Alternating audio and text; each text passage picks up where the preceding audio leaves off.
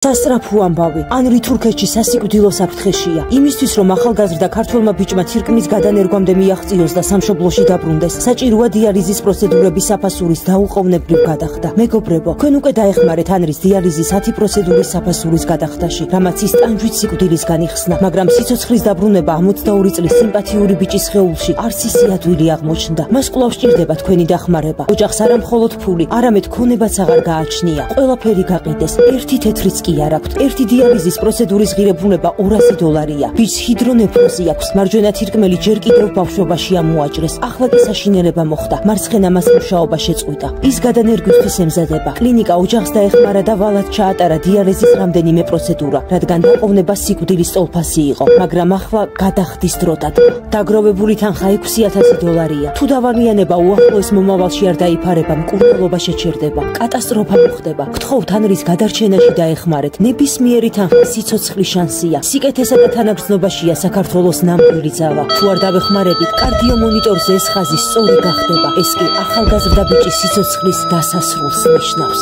თავის ტიულებიც მაქვს ანდახან და გულისრევი შეგრძნებაც მაქვს. ხოლმე რამდენიმე თვე მომიწევს რომ დიალიზასები გავაქცევო. ახლა ამჯერად ისე დიალიზის საფასურის გადახდისთვის მჭირდება გულის შეგროვება და ხმარება. გადარიცხეთ ნებისმიერი თანხა ჩერნოვეცკის ფონდის ოფიციალური საიტის მეშვეობით.